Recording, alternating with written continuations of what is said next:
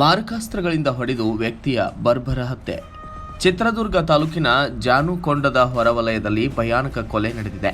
ನಗರದ ನಿವಾಸಿ ಹಾಗೂ ಆಟೋ ಚಾಲಕರಾಗಿದ್ದ 50 ವರ್ಷದ ರವಿಕುಮಾರ್ ಅವರನ್ನ ಅಪರಿಚಿತರು ಮಾರಕಾಸ್ತ್ರಗಳಿಂದ ಹೊಡೆದು ಬರ್ಬರವಾಗಿ ಹತ್ಯೆ ಮಾಡಿದ್ದಾರೆ. ಕೊಲೆಯ ನಂತರ ಶವವನ್ನ ಬೆಡ್ಶೀಟ್ನಲ್ಲಿಟ್ಟು ಮೂಟೆಯಾಗಿ ಕಟ್ಟಿದ ಕೊಲೆಗಾರರು ಅದನ್ನು ಸ್ಥಳದಲ್ಲೇ ಎಸೆದು ಓಡಿ ಹೋಗಿದ್ದಾರೆ ಎಂಬ ಶಂಕೆ ವ್ಯಕ್ತವಾಗಿದೆ. ಇನ್ನು ಘಟನೆಯ ಮಾಹಿತಿ ತಿಳಿದ ಮೇಲೆ ಶ್ವಾನದಳ ಹಾಗೂ ಬೆರಳಚ್ಚು ತಜ್ಞರು ಸ್ಥಳಕ್ಕೆ ಧಾವಿಸಿ ತನಿಖೆ ನಡೆಸಿದ್ದಾರೆ. ಜಿಲ್ಲಾ ಪೊಲೀಸ್ ವರಿಷ್ಠಾಧಿಕಾರಿ ರಂಜಿತ್ ಕುಮಾರ್ ಬಂಡಾರು ಸ್ಥಳಕ್ಕೆ ಭೇಟಿ ನೀಡಿ ಪರಿಶೀಲನೆ ನಡೆಸಿದರು. ಈ ಕುರಿತು ಚಿತ್ರದುರ್ಗ ಗ್ರಾಮಾಂತರ ಪೊಲೀಸ್ ಠಾಣೆಯಲ್ಲಿ ಪ್ರಕರಣ ದಾಖಲಾಗಿದ್ದು, ಕೊಲೆ ಆರೋಪಿಗಳನ್ನು ಬಂಧಿಸಲು ಪೊಲೀಸರು ತೀವ್ರ ಶೋಧ ಕಾರ್ಯ ನಡೆಸುತ್ತಿದ್ದಾರೆ. Bureau report Suresh Belagere, Kannada Janashree news, Chitradurga.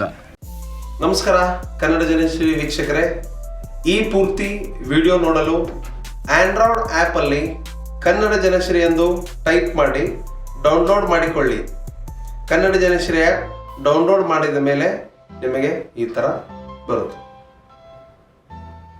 ಈ ಕನ್ನಡ ಜನಶ್ರೀ ಆ್ಯಪ್ ಅಲ್ಲಿ ನೀವು ಎಲ್ಲ ಪೂರ್ತಿ ವಿಡಿಯೋಗಳನ್ನು ನೋಡಬಹುದು.